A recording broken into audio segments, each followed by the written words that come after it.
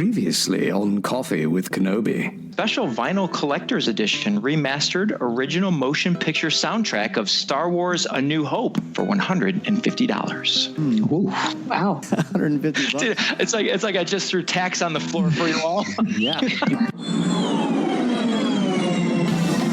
This is James Arnold Taylor, and you're listening to Coffee with Kenobi. I have a good feeling about this. Hello and welcome to show number 98 of Coffee with Kenobi, your spoiler-free place for Star Wars discussion, analysis, and rhetoric. I'm your host, Dan Z, drinking hot coffee out of a red Star Wars mug decorated with Vader, Star Destroyers, and some snowflakes. It's labeled as an ugly Christmas sweater mug, but it's pretty awesome to me. So go ahead and grab your favorite beverage as we sit down and have some Star Wars conversation. We hope to make you think about the mythology of Star Wars in a whole new way and maybe laugh a little bit in the process. On today's show, we catch up with CWK co-creator Cory Clubb to see what he's been up to, discuss our big move to Blog Talk Radio, and reveal what the CWK coffee break will be. We check in with Jason Brame for an update on Star Wars canon. CWK newsman Tom Gross will bring us the latest Star Wars news, and in the coffee chat, we discuss Phasma chapters 12 to 18. So pull up a chair, grab your favorite coffee mug, and let's have some coffee with Kenobi. And now, let's see what's brewing in the Star Wars universe this week. We've got a lot of big things coming up at Coffee with Kenobi. I will be heading to Orlando and Walt Disney World shortly after the time of this recording to preview the brand new The Last Jedi destination on Star Tours. So I'm very much looking forward to bringing you all the latest on that.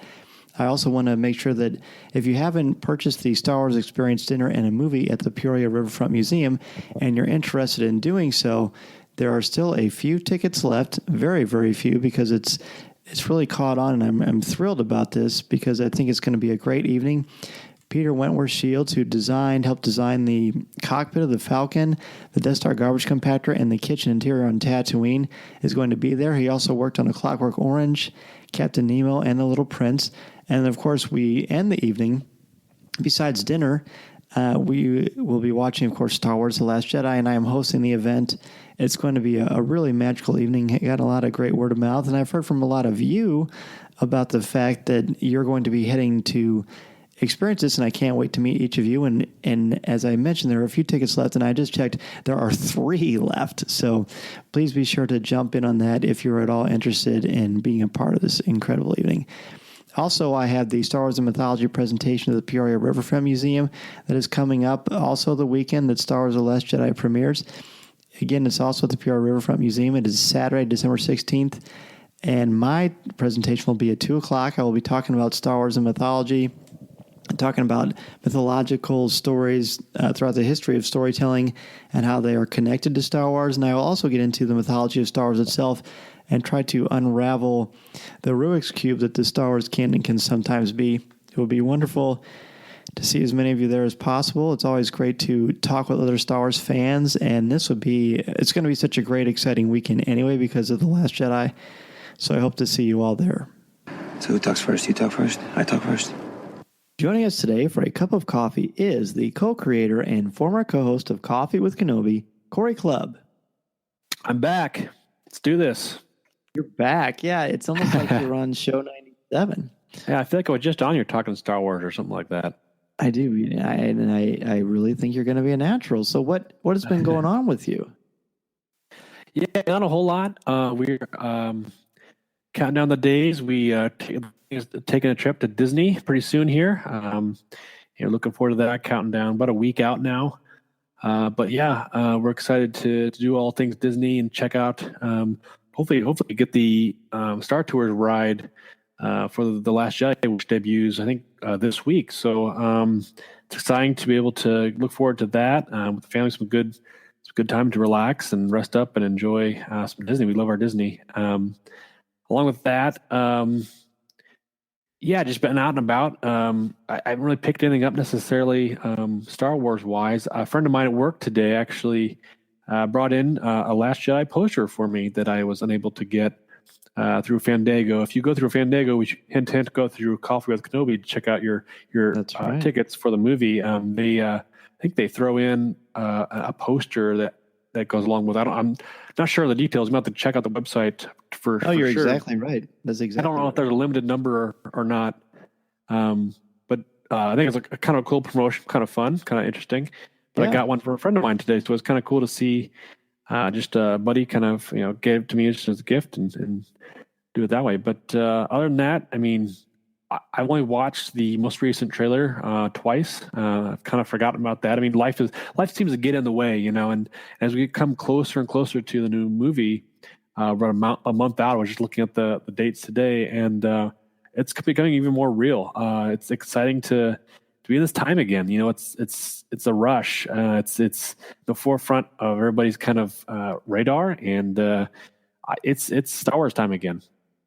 It is, and the season gets a little bit chillier, and get the coats out, and the figures have been in stores so long that you almost forgot when they weren't in stores. Yeah, good get point. Closer to the movie, so we're a month away. The day of this recording, we're an actual month away. Thanksgiving is next week, and before I forget, we actually will be taking a break next week, the first week that we haven't put out a show since this new format, because it's Thanksgiving. We're just going to sort of reboot and have some turkey, and it'll be fun. Plus, it'll give you a little more time to catch up on Phasma.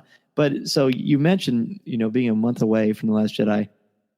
Really, really fun to think about. And where are you going to see it?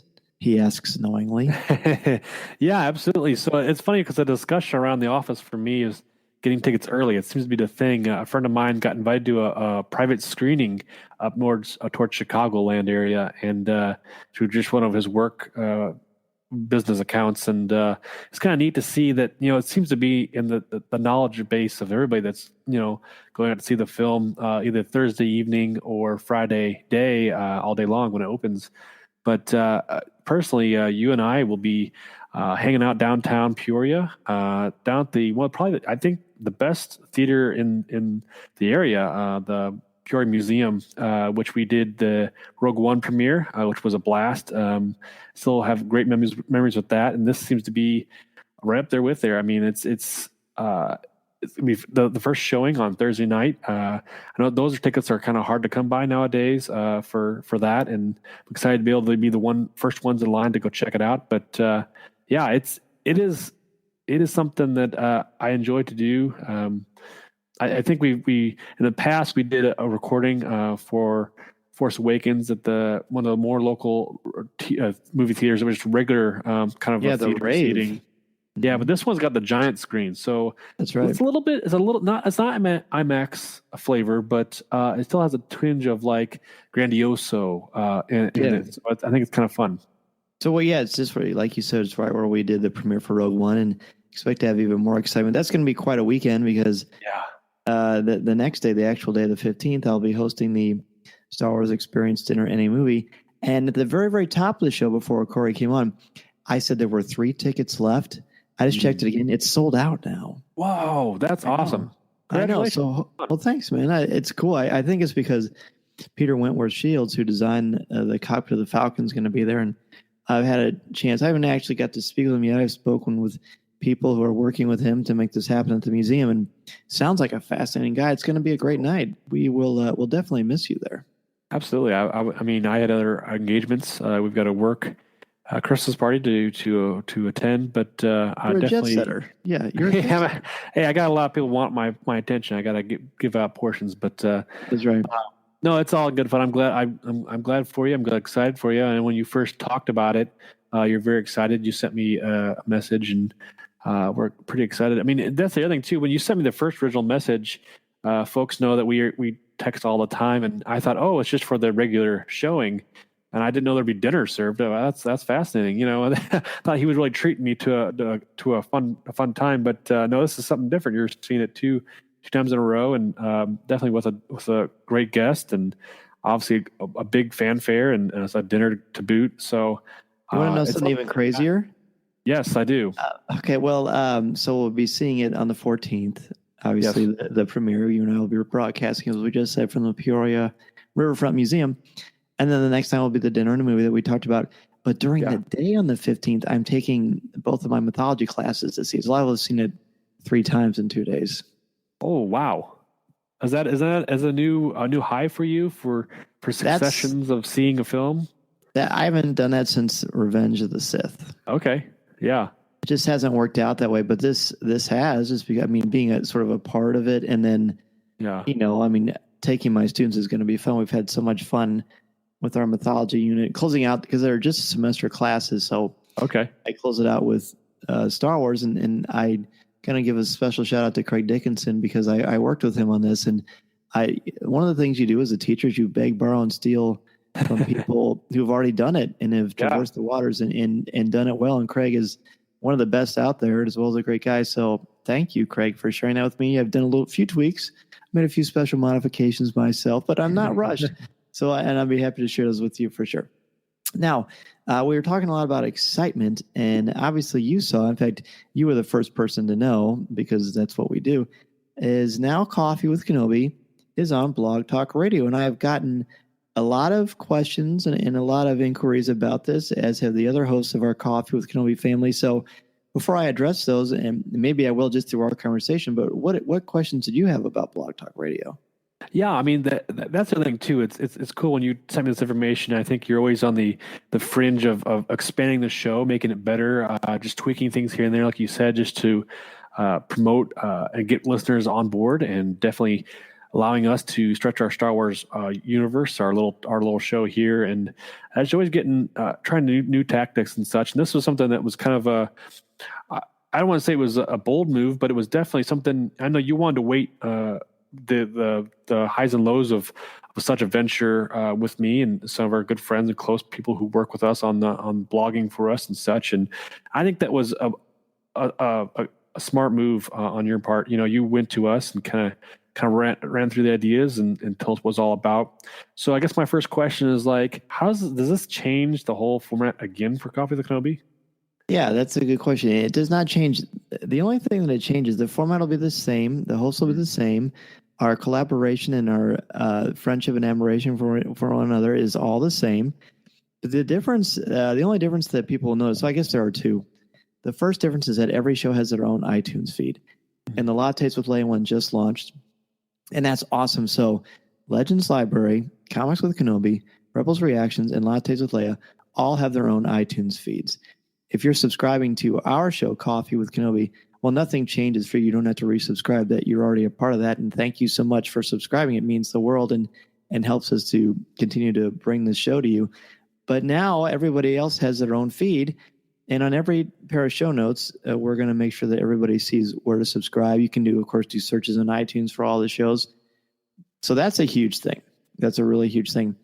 And the other thing is that, see, Blog Talk Radio, their head, Jay Soderbergh, he used to be in charge of ESPN's podcast network. And he branched out and created Blog Talk Radio. And there are many, many, many shows on there. But he happened to listen to our show, and he liked it, and he reached out and invited us to be a part of the network. And that was amazing. That was quite an event to get that email, because it's a huge honor. As of now, we are only the second Star Wars show to be a part of Blog Talk Radio. So that's pretty phenomenal. It's just really, it's going to be even more exposure for us to be able to bring even more people into the conversation. And there's a press release of it on Blog Talk Radio's blog, as well as at the top of coffeewithkenobi.com, where you can also find the links to all the iTunes accounts for all of our network of shows. But it also allows us to monetize at no cost to the listener. So this is another way for us to earn some money to help expand the Coffee with Kenobi network and to be able to reach more people. And again, give everyone, as many people as possible, a voice in fandom, and allows us to get a little bit of financial compensation as well. And again, it's a total win, because it doesn't cost anybody anything. And it's just all through the advertising that we don't even do. We just insert them in the middle of the show, and it automatically inserts at the beginning and end of the show, as I'm sure a lot of you have noticed so far. So it's I feel like it's really, really good. I feel like it's going to expand our audience by 4 times. It's going to be amazing. Wow.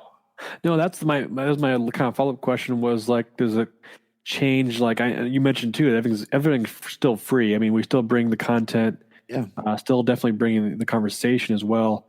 But I want to reinstate too that, this only helps you reach more folks, do more events. Recently, you were out, doing the gala for or with Rancho. Yes, thank you. The Rancho event and seeing Lucasfilm again, and obviously brought great content there. So it only helps and enhances listeners' experiences. I think in a good way, in a great way, and allows them to even jump on board with the conversation as well. So I'm excited for it. I think everybody is on board and excited to be able to interact. And I want to say too, I think it's cool that each of our shows do get their own feed. Yeah. So you can kind of pick and choose if you decide to go that route. If you are more of a comics person, or enjoy the conversation on Lattes with Leia, and you can jump around if you want to, and hit the episodes you want to hit. I think that gives a nice variety. And it gives options to listeners too. Yeah, for sure. And you can say, I'm tired of this DNZ. I want to listen to somebody else. You can do that, and we're very excited. I really want to be able to showcase our network of shows. I mean, Jeff and Matt and Comics with Kenobi, and Randy and Luke and Legends Library, and Amy and Drea from Lattes with Leia, and then of course Aaron from Rebels Reactions. I want them all to be able to be showcased and spotlighted, and their artwork is great. Many of the logos designed by you, and so I feel like they can showcase that as well. So it's great. It's really great. We're all very excited about it, and it's just another step in the right direction. Absolutely. But we also have another big step, and I've been hinting to this. The logo's been on Instagram for over a month now, and it's the CWK Coffee Break, and it's time for us to reveal what that means and what that entails. So, do you have any questions for me, or should I just jump right in? Coffee break. Just a little bit of behind. Go ahead. Behind the scenes. Again, if you guys have been listening to us for quite some time now, you understand how we like to collaborate. And this was kind of our biggest branch out into a new medium, I guess. It was kind of your idea. We went back and forth on some naming conventions, and it kind of took us the longest time to come up with the right kind of connection pieces to, I don't know, just kind of get the idea to fruition. And I think it was a fun collaboration on designing it on my part, and obviously bringing your vocals to the piece there. But maybe we should say what it actually is first. Yeah, that's a good idea too. Go ahead. Okay, so here's the thing. One of the things that's important to me in Blog Talk Radio as an example of this is I want to be sure to expand our audience and expand Coffee with Kenobi's reach, because I very much believe in our show and believe in connecting everyone. And, and we're just one of, a couple hundred shows out there that does it. And I think when you create a show, you have to find your niche, because there's so many amazing, wonderful Star Wars podcasts out there. So you have to put yourself into it. One of the things I like to do is video. Our oldest is incredible with video. We've done some fun there. We've done some reviews of the Nissan Rogue from last year, and I did stuff with Pozu and their shoes, and we did some other review things, and it's fun. And I also like watching things on YouTube anyway. So we are going to have CWK Coffee Break, and what that means is that 3 times a week there will be a 2 to 4 minute video where I will give you a Star Wars thought for the day, something for you to kind of marinate on and think about. And sometimes those conversations will continue in the podcast. Sometimes they won't.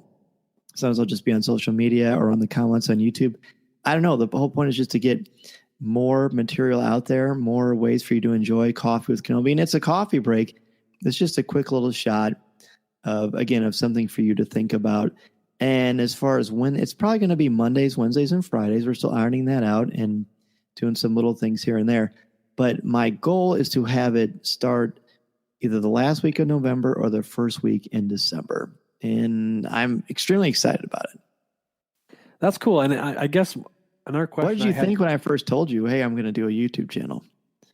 I was like, you're too beautiful for YouTube. I don't know. People love your voice, but your face, come on.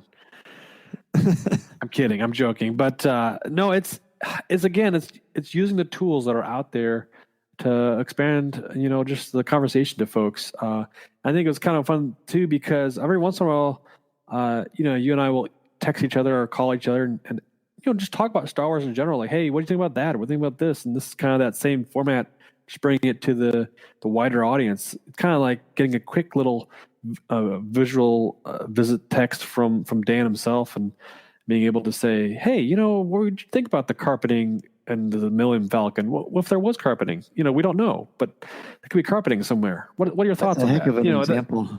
That's a heck of an example, I know, but it's one of those things that's kind of fun because I would like to see it kind of branch out into Dan's, thoughts as he's, laying awake at night or early morning, ruminations while he's brushing his teeth. Here's Dan, doing his daily thing, and he thought of an idea and thought of, what about this? What if, Anakin really doesn't like blue milk or something like that? So it's, right. It's one of those maybe things. Sand really isn't that coarse. Maybe not. You can only know just through the conversation. Again, I think it's a fun way to interact. And like you said, using YouTube is a great medium for that, I think, just to kind of kick things off. Yeah, thank you. It's going to be spectacular, and there'll be times when I'd love to have you join me, or maybe, Sure. One of the things I want to do is I want to film some of these out at conventions and at different locations throughout, Star Wars, in the States and beyond. So it's going to be fun. Yeah. I think it's important for YouTube to have, since it's a coffee break and they just need quick shots, just something to kind of start out your day and then move on to whatever else is going on. But I think it's just going to be, it's exciting. I'm really looking forward to it. So with that, we will go ahead and take a break and we will come back and check in with Jason Brame on Star Wars Canon. This is Coffee with Kenobi. This is Coffee with Kenobi. Oh, pass the cream, would you? Coffee with Kenobi is sponsored by Penguin Random House Audio. Looking to catch up on the latest Star Wars books? Try listening to them on audio. Featuring sound effects and music directly from the movies, Star Wars audiobooks are the definitive listening experience. From brand new audiobooks such as Phasma and Battlefront 2 Inferno Squad to our blockbuster movie tie-in editions, you'll have plenty to keep you entertained. Visit penguinrandomhouseaudio.com/Star Wars for sample clips and to start listening now. Coffee with Kenobi is also sponsored by the Star Wars Digital Card Trader Collecting app from Topps. If you love Star Wars and love the excitement of chasing your favorite Star Wars collectibles, the Star Wars Digital Card Trader Collecting app from Topps is for you. Download the free app from iTunes or Google Play and collect your favorite images from the classic 1977 Star Wars cards to the Clone Wars, Star Wars Rebels, The Force Awakens, Rogue One, The Last Jedi, and much more. Collect and trade with friends new and old through the Star Wars Digital Card Trader Collecting app from Topps. These are the cards you're looking for. And if you're finding yourself thinking, how can I help Coffee with Kenobi out?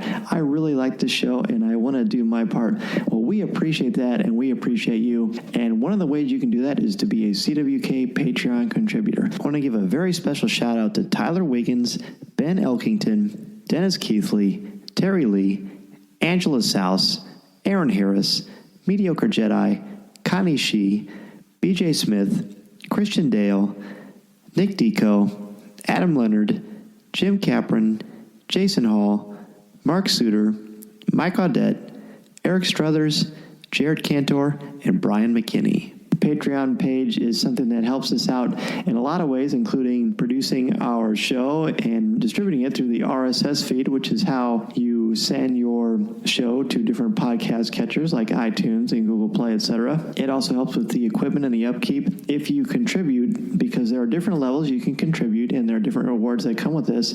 For $5 or more a month, you can get a special mention on the show like you just heard, and we will follow you on social media. And you also become a member of the CWK Discord community, which is basically a message board that's exclusive to just our CWK Patreon contributors. For $10 a month or more, you also have the same things I just mentioned. Plus, you can set up your own Discord text channels, and you get more insights and different access to different posts that we have. 35 more a month, 50 a month, and more. The contributions go on and on. But the more you contribute, the more opportunities you have. You can get coffee mugs, CWK t-shirts. You can also, by the way, get a chance to co-host a show with us, depending on how much you contribute.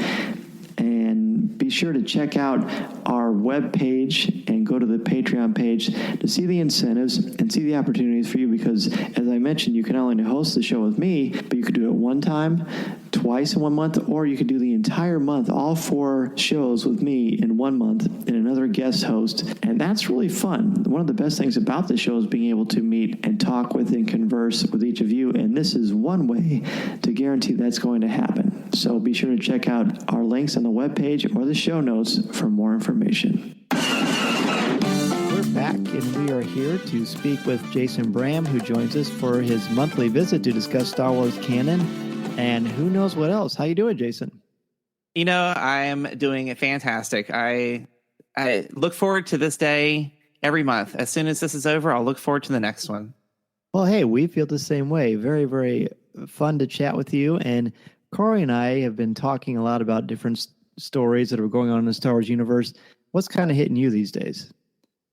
Well, I'm going to be intentionally vague today. It's there's not a lot that has hit the Star Wars canon stream in the last 30 days or so. Of course, the comics have started to do some really interesting things, but the most recent novel, dare I say, The Legends of Luke Skywalker, dropped about 2 weeks ago from the date of recording this. And it kind of brought up an interesting thought as you kind of sit and reflect on the canon. This is not the first time that we have been treated to fiction within fiction.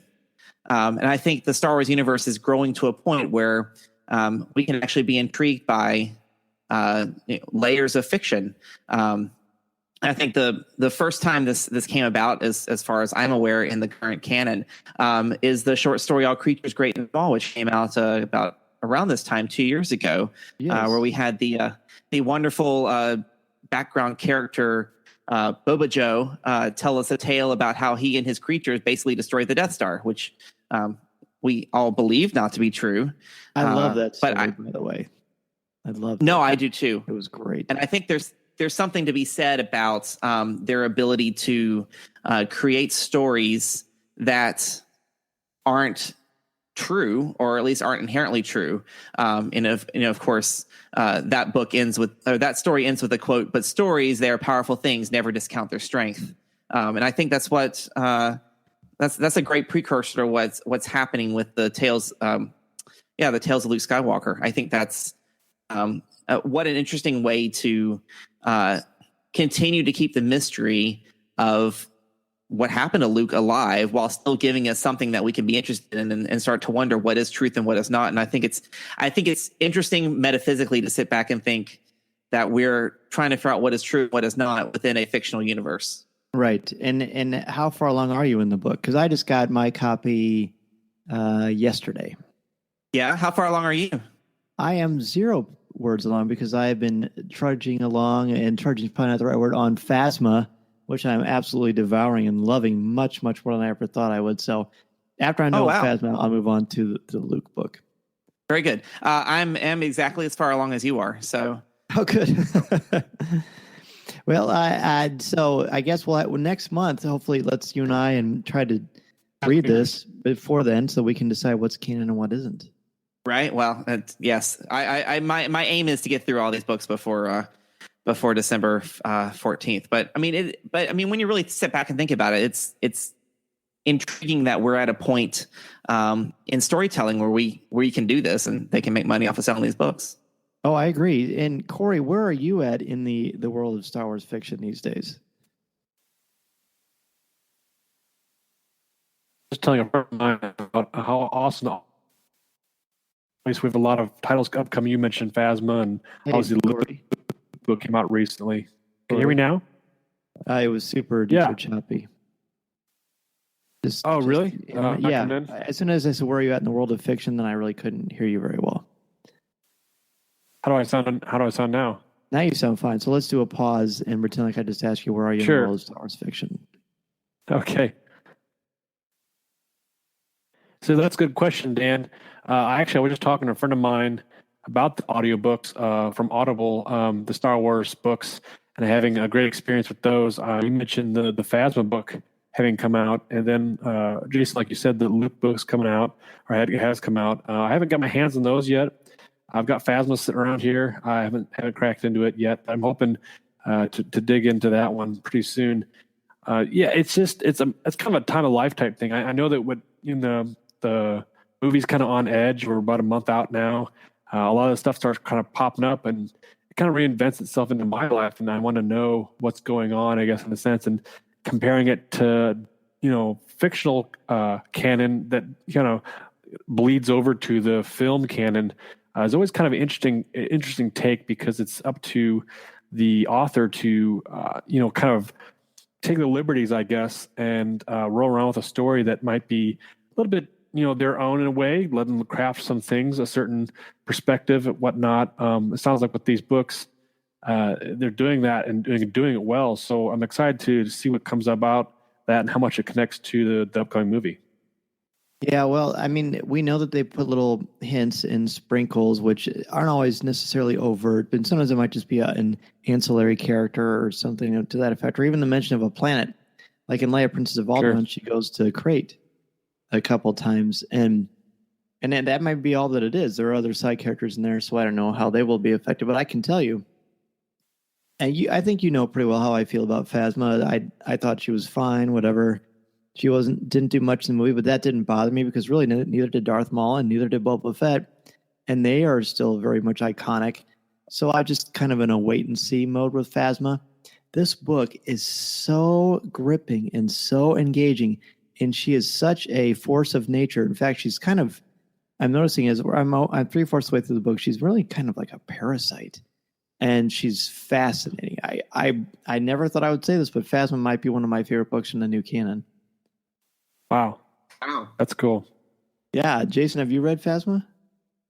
I am not as far along in it as you. I'm intrigued. I've talked to a couple of people about that book, and I've been getting mixed reviews on people's thoughts. I think it's interesting because what Phasma is bringing to canon and storytelling is the complexity behind this character that I think we were all disappointed in the film, from the hype that she got. And, I'm just going to turn the shields off for you so you can blow up my ship.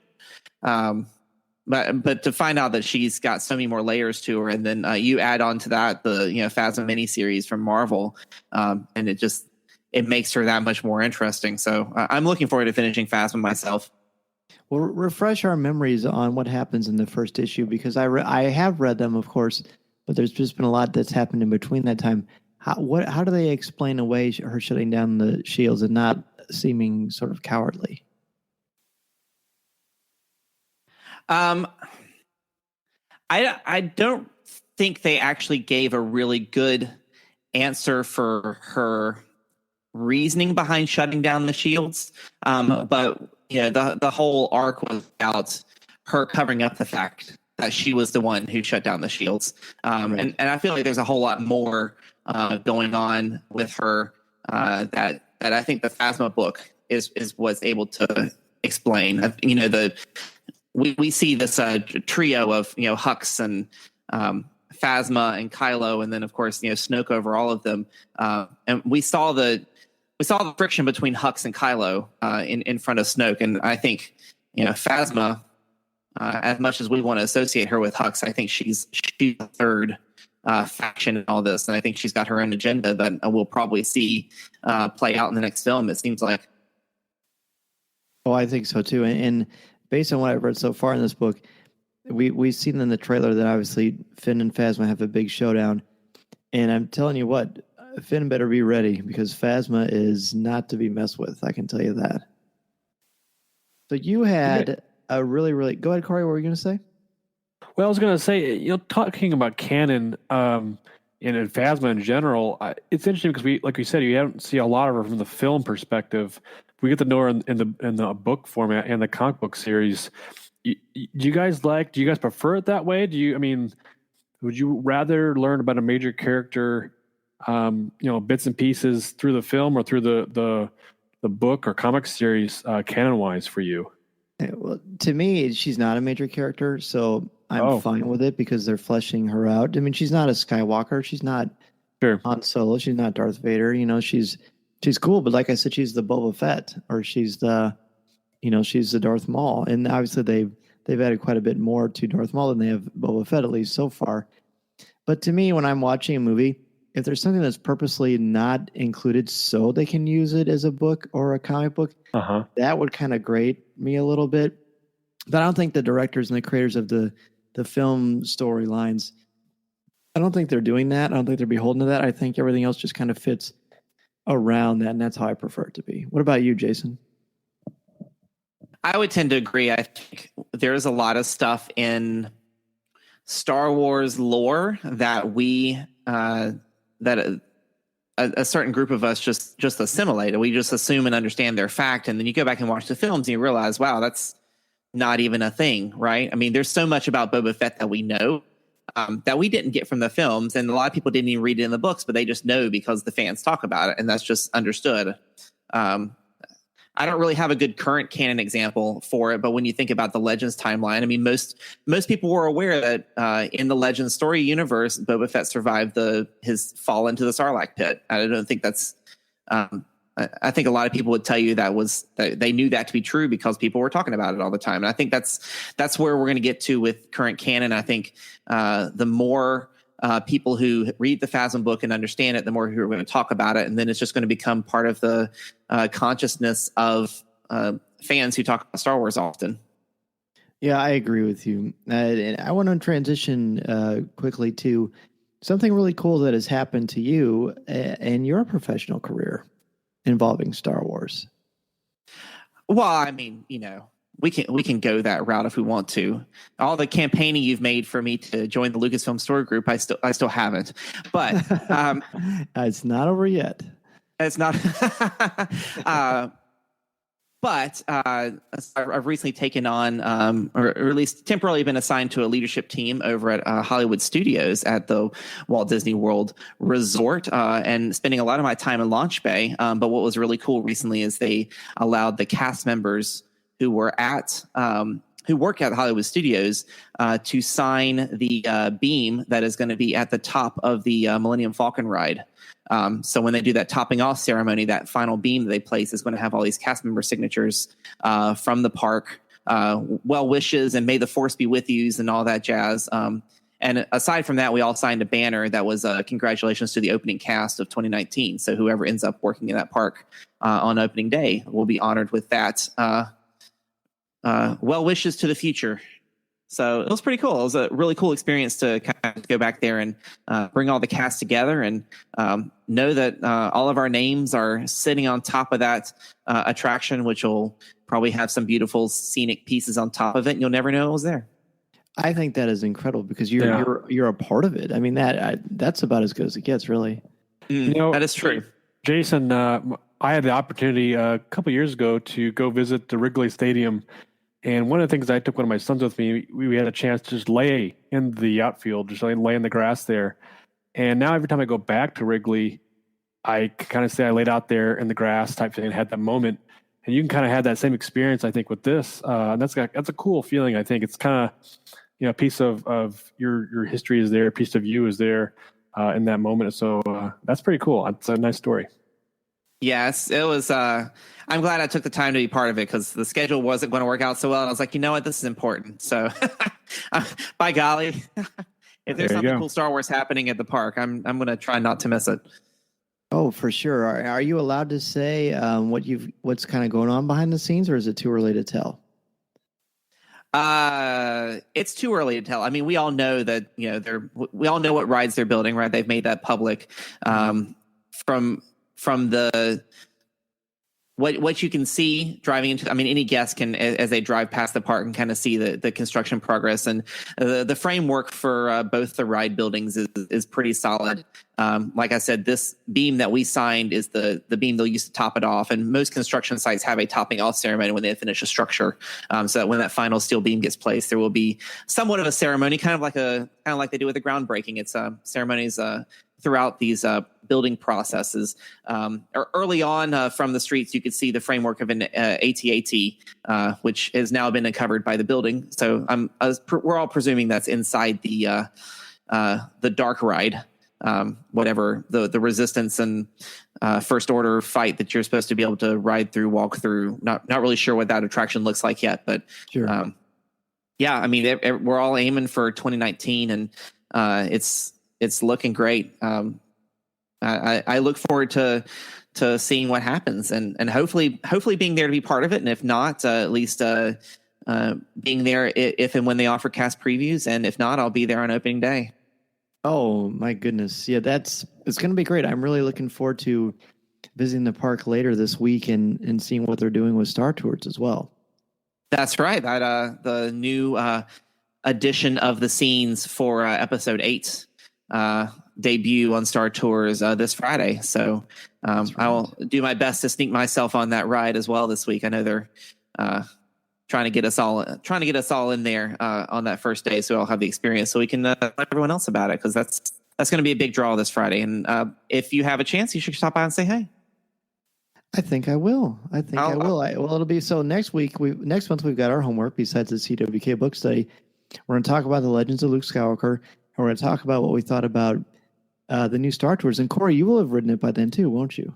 Yeah, my hope is to hopefully sit in your guys' exact same seat, so we all have the same butt warmth. So sure, that's totally not creepy. And I'll leave some gum under my seat. Okay, perfect. I'll be able to chew that. Great. That's right. We'll chew on that for a while. All right. Well, hopefully no one is eating while they're listening to the show. Well, hey, Jason, talk about a word transition. Jason, thank you so much, of course, for coming on Coffee with Kenobi. Where can people reach out if they want to ask you a question or just say hello, and let us know what you've got going on with the Chance Cube as well? Absolutely. Well, you can always talk to me on my Twitter handle at Star Wars TCE. StarWarsTCE.com will get you to my YouTube channel, where I release canon timeline videos once a month at minimum. And then on the side, which is actually most of my free time, hanging out over at the Chance Cube, which is a podcast blog media network very similar to Coffee with Kenobi that focuses on Star Wars Destiny, which is a card and dice game from Fantasy Flight Games, which is becoming quite popular. So, oh yes, the game, not the podcast. I don't know about the podcast. The podcast is awesome, and you and Aaron are going to have a bit of a tutoring session on the card. I hope me and my wife can go out there and teach them how to play, because it's always good to bring new players into a game. That'll be really fun. Well, thank you again, Jason. We were going to go ahead and take a break, and when we come back, Tom has the news. This is Coffee with Kenobi. Greetings. This is Obi-Wan Kenobi, and you're listening to Coffee with Kenobi.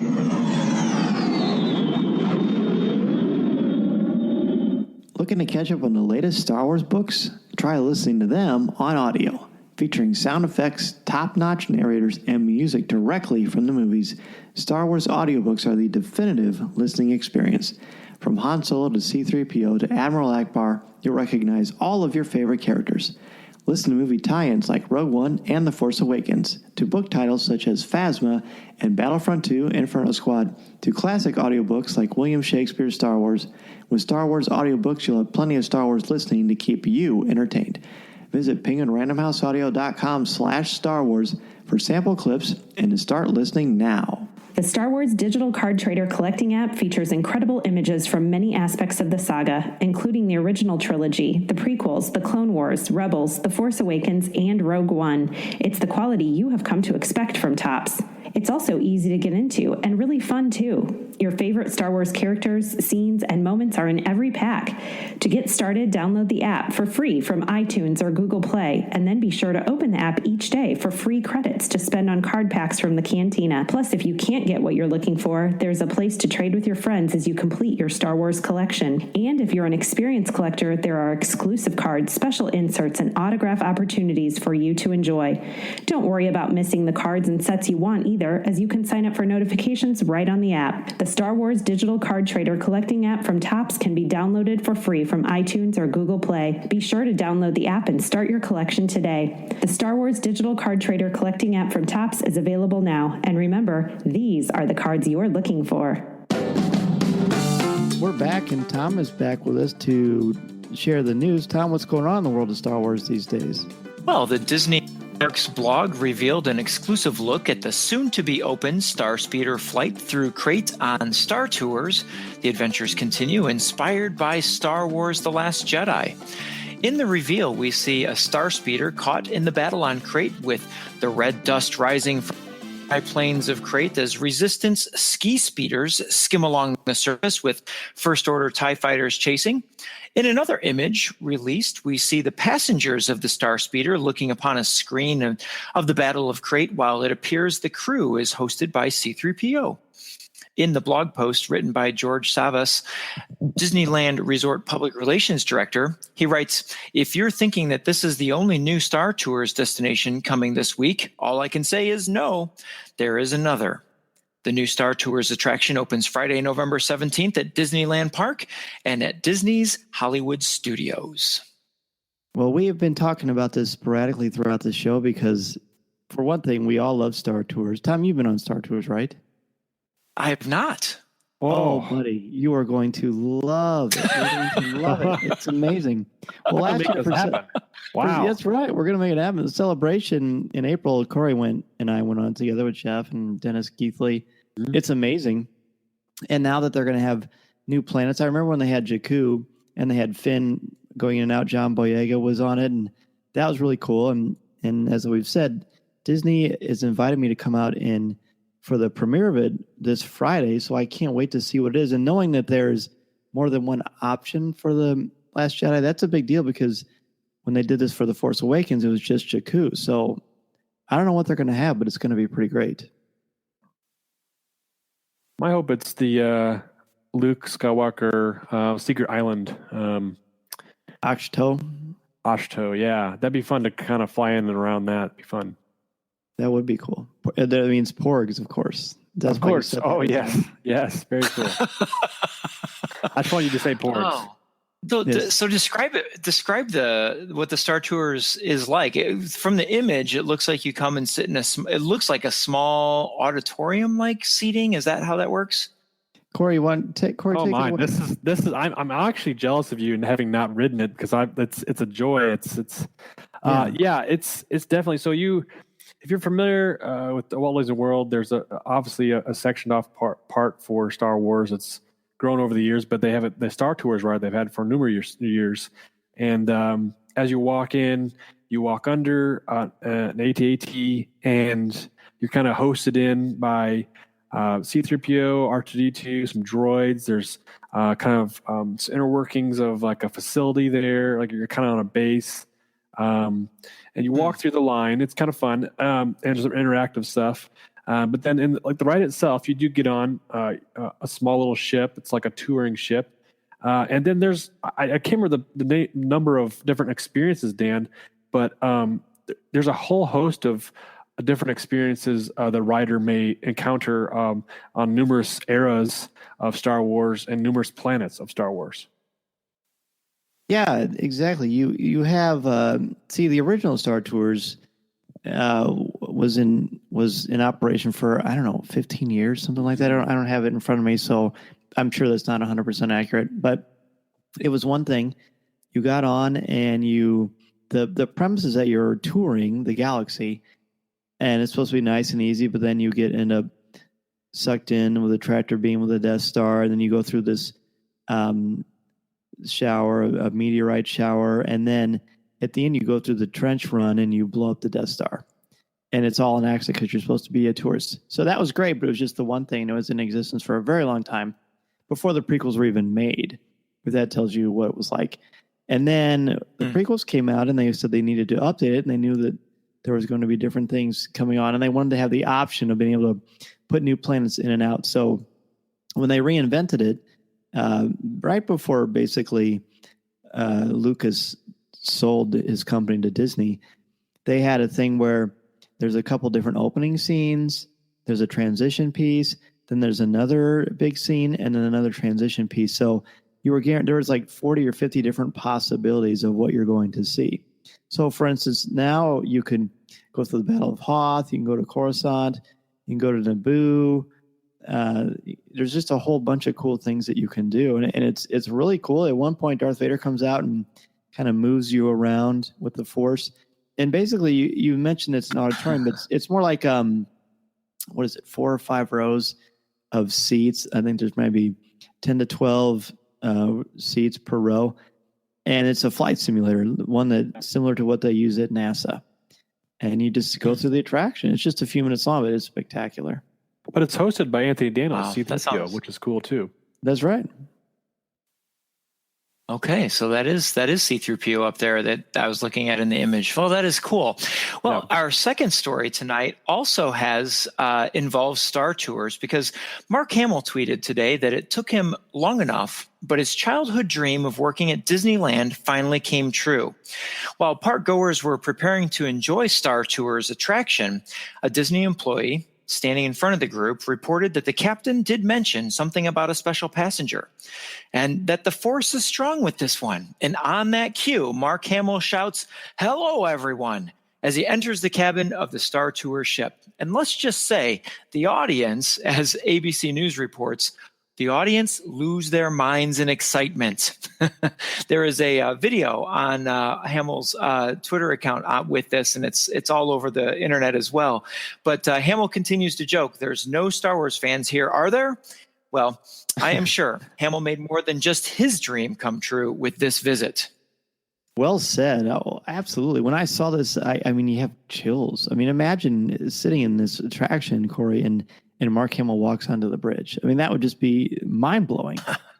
Yeah, it's one of those things that these celebrities seem to do every once in a while on premiere night, or just randomly kind of doing a viral promotion or something like that. But this Mark Hamill is such a fan-oriented celebrity. He loves to interact with folks, loves to do these type of fun things, and this is right up his alley. I mean, this doesn't surprise me at all. I think, again, like we've talked about, the ride itself is incredible.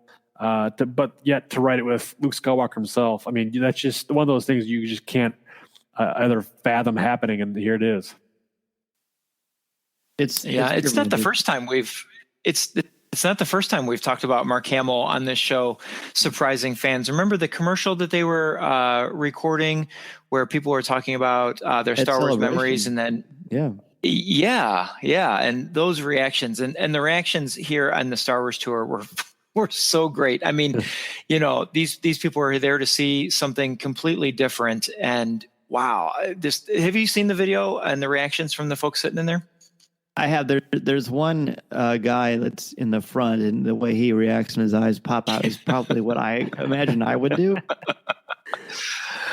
Yeah. Do you wonder, like, if people see, something that happened, like, who's this guy? Maybe not know who it is. I can see Deanna, my wife, saying, "Who is that?" Yeah. When we saw The Force Awakens at the end, she said, "Was that Luke Skywalker?" I'm like, "Yeah."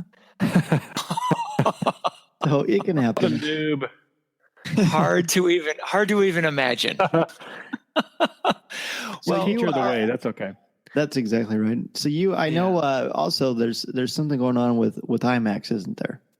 There is. Star Wars revealed on their Twitter account this week that the new IMAX film poster for Star Wars: The Last Jedi. In the post, Star Wars writes, "Fulfill your destiny in IMAX." And the poster continues with the red theme like the other posters for the film, with the stack of characters that include Rey dressed in a red cloak at the bottom of the stack of characters in the center. And then the character stack it's a little light on First Order, with only Phasma and Kylo Ren, and Kylo Ren's holding his helmet off to the right of Rey. And then a host of Resistance characters, including our favorite droid threesome, a lonely Chewbacca, Finn, Poe, and Rose to Rey's left, and above center are Leia, with above her Luke. Besides Rey's red cloak, there's a red streak going top to bottom behind the character stack, and light gray on either side of the poster. At the top, the poster reads, "Experience it in IMAX," with the Star Wars The Last Jedi logo at the bottom by all the movie business.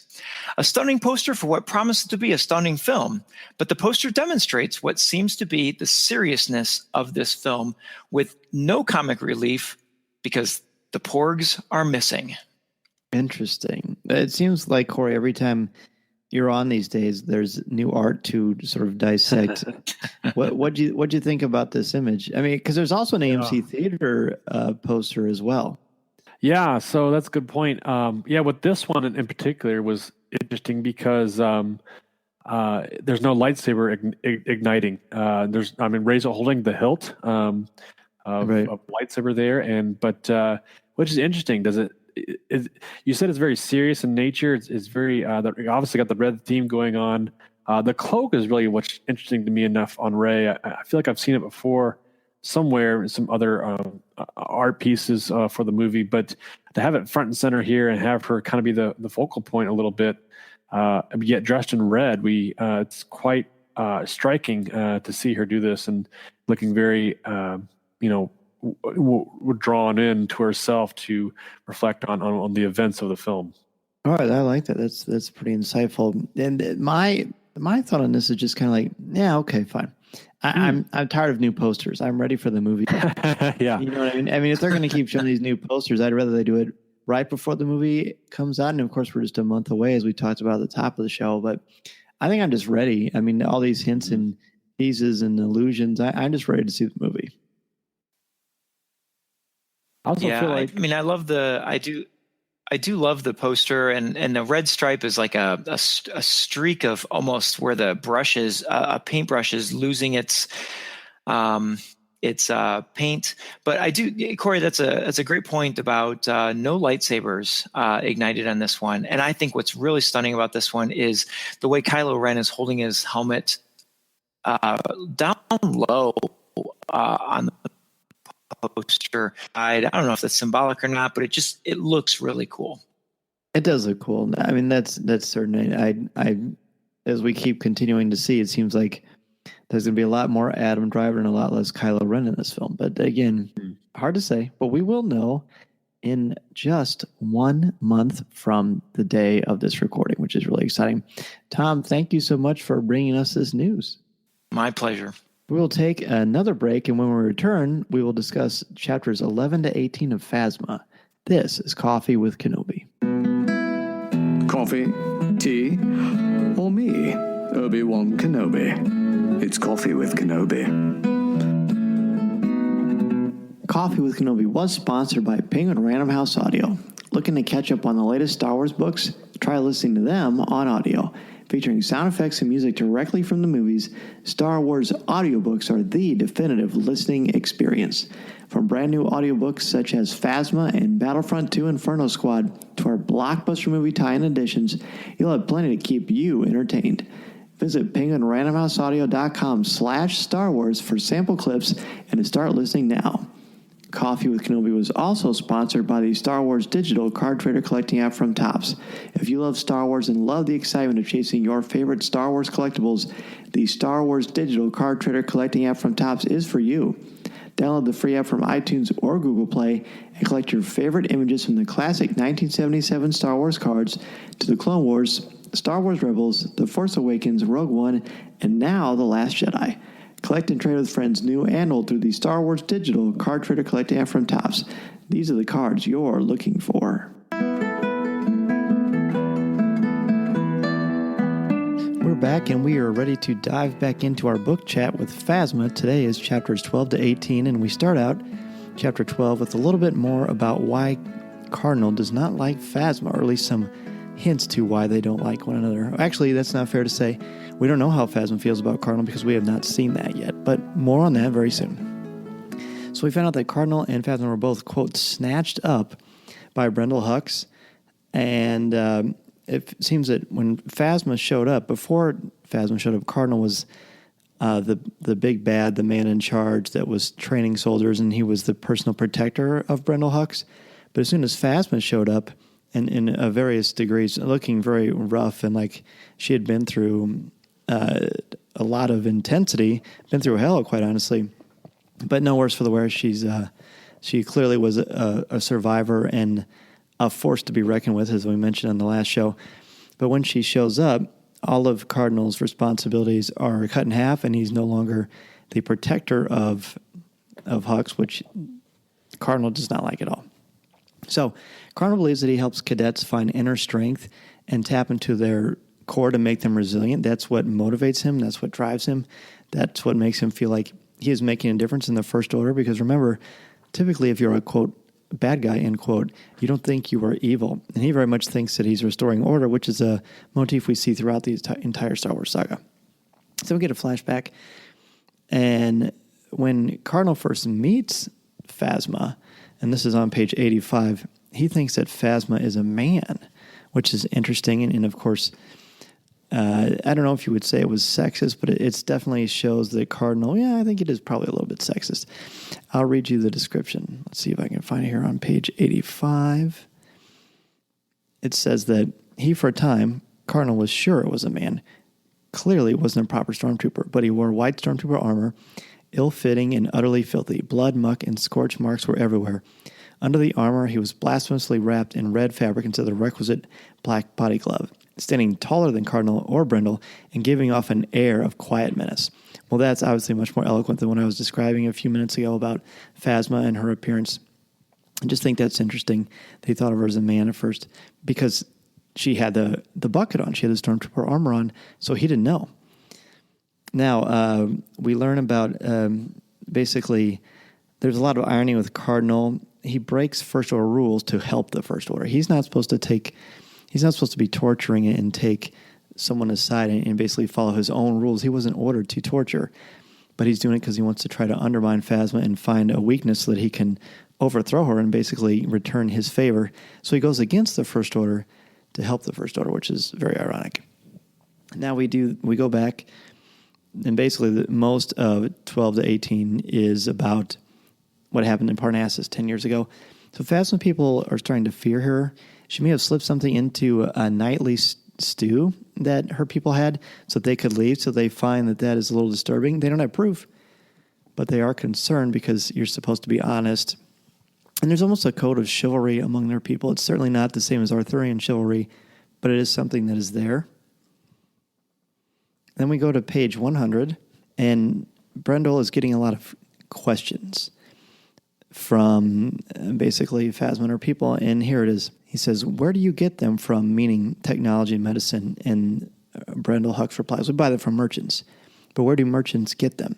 Brendel wasn't smiling now. These foolish questions waste valuable time. The wonderful thing about civilization is that you buy what you need, thereby supporting merchants and artisans. Where these sellers source their goods is not my problem, but I assure you they do not come from humans. Such things are generally frowned upon in more civilized parts of the galaxy. There's a lot in that paragraph. Basically, you find another motif in evil in literature and in history is that evil or bad does not want you to question. They want you to sort of walk the line, the status quo, and don't think outside the box because that will get you to creativity and possibly some sort of rebellion against how they are trying to control you. So that definitely falls in line. And then the fact that he has to make a distinction about doesn't it come from humans? It's frowned upon by more civilized parts, but he's not civilized. He's a murderer. He's someone that doesn't take diversity into his lexicon of his philosophy, his beliefs. He's not a nice guy. He doesn't believe in diversity in the Star Wars universe. So he's able to sort of cut off and say, no, humans wouldn't do this, but he's human and he does this. So a lot of irony with the First Order. Now, on 102, I just a quick little sand joke that I think was fun. They have never seen sand, Phasma, or people, and this is what is said. It shifts under your feet, coarse and rough, irritating, gets everywhere, slips into your clothes and boots. It's hard not to laugh at and think of Anakin when you see that part. So go to page 103.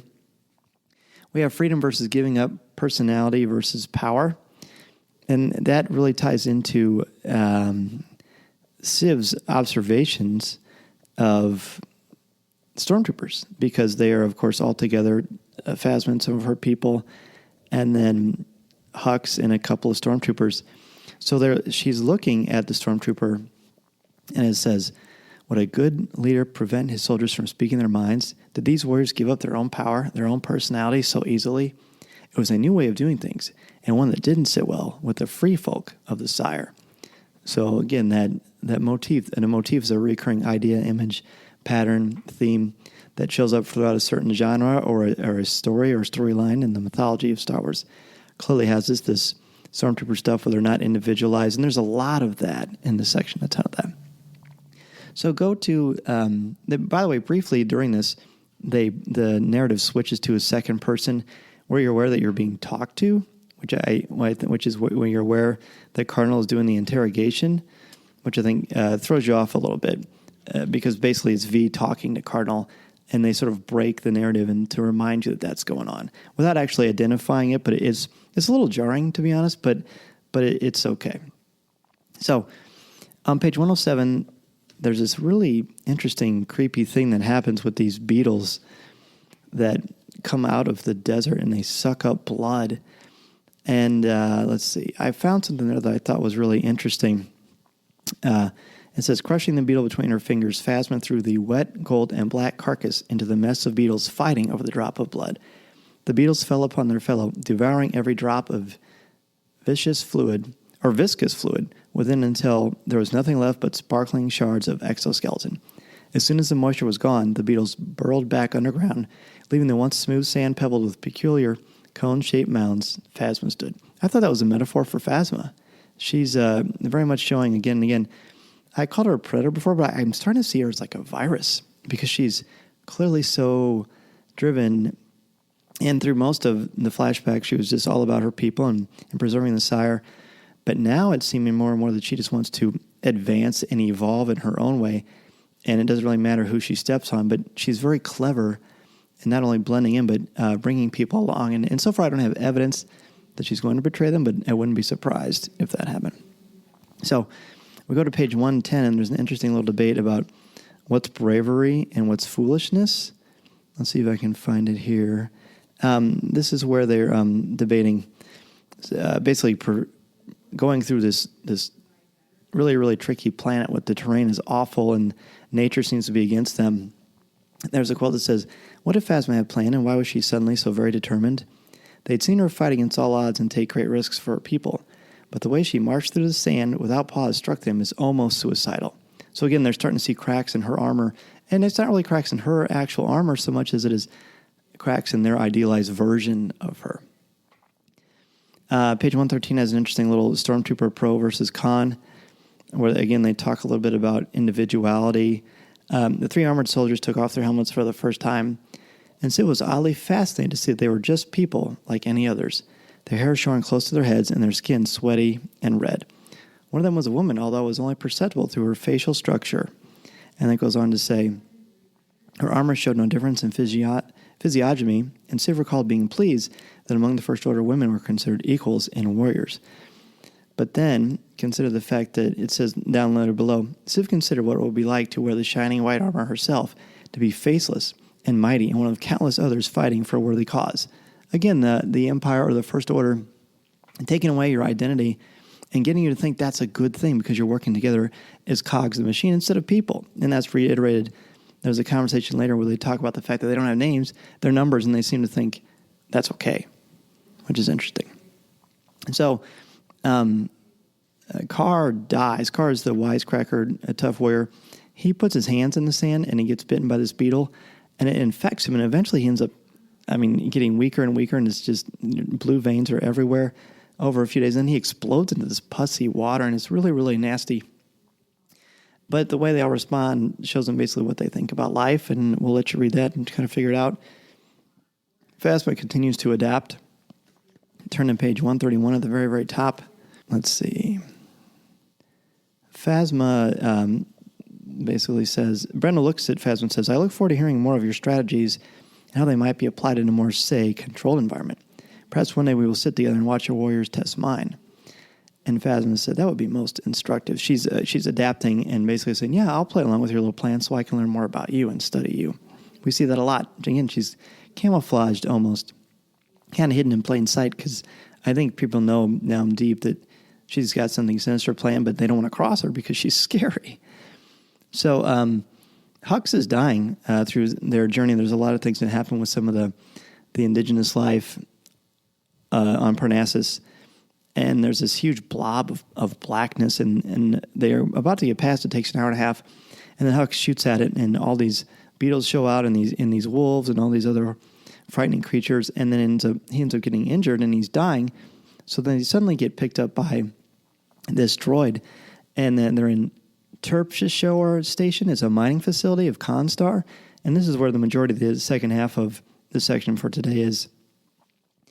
They're like a machine with eyes, and because they heal Hux, they give him these medicines. Phasma and the group are not able to pay, so they have to work off their debt, and Phasma attacks, and then this black kind of mist comes out of the ceiling, and they end up being knocked out. Then something interesting happens. Turn to page 153.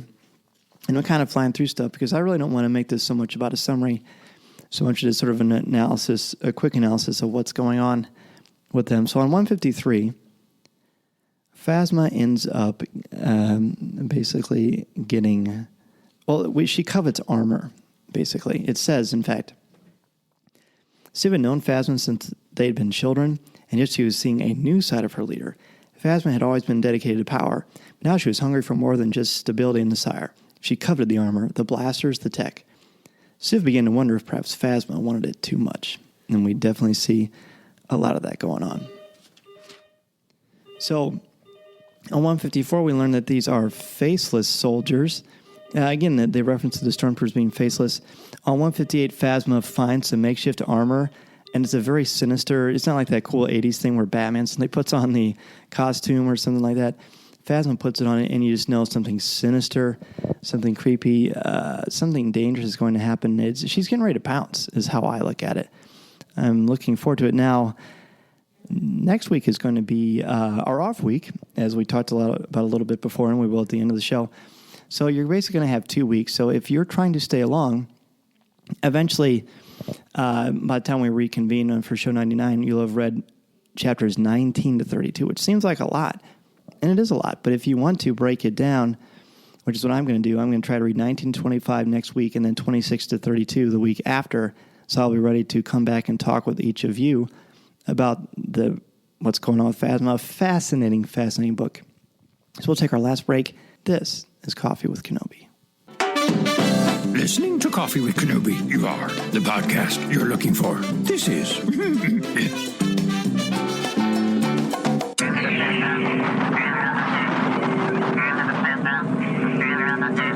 Before we get to email, I want to thank our CWK sponsors, Penguin Random House Audio and the Star Wars Digital Card Trader Collecting app from Topps. Please support them the way they support our podcast, and remember to listen to new and archive shows of Coffee with Kenobi wherever you listen to podcasts, including iTunes, Google Play, Spotify, iHeartRadio, YouTube, Player FM, our Coffee with Kenobi website, www.coffeewithkenobi.com, or wherever you enjoy listening to your favorite shows. And if you listen to the show through iTunes, please leave us a review. We are also on Facebook, Twitter, Instagram, Pinterest, and Tumblr, and would love for you to check us out there. Be sure to listen to our CWK family of shows too, including Legends Library, Rebels Reactions, Comics with Kenobi, and Lattes with Leia. A big thank you to Cory Clubb for joining us once again on Coffee with Kenobi. Where can listeners get in touch with you, my friend, if they want to ask you a question or just say hello? Absolutely. I love hearing from fans and just folks all around the universe. I'm on the interwebs at Twitter, Facebook. You can email me, Cory C. at Coffee with Kenobi. I'm at Cory Clubb on Twitter. Instagram, another place you can catch me shooting pictures of Star Wars posters and fun things. But yeah, I just feel free to reach out and ask a question or just get in touch any way you feel possible. And Cory does have a really fun Instagram account, too, by the way. It's wintertime now, so I'm not grilling as much, but who knows what happens? Anything can happen. That's right. And I also want to thank each and every one of you for listening to and supporting Coffee with Kenobi and for contributing to Star Wars Conversation. We are taking the week of Thanksgiving off, so enjoy your turkey, and we will see you in 2 weeks for show number 99. If you are joining us for the CWK book study, have chapters 19 to 32 of Phasma read by then. This is the podcast you're looking for. This podcast is not endorsed by the Walt Disney Company or Lucasfilm Limited. It is intended for entertainment and informational purposes only. The official Star Wars website can be found at www.starwars.com. Star Wars, all names, sounds, and any other Star Wars-related items are registered trademarks and or copyrights of Disney and their respective trademark and copyright holders. All original content of this podcast is the intellectual property of Coffee with Kenobi unless otherwise indicated. This is the podcast you're looking for. There's no one here. Move along. Move along.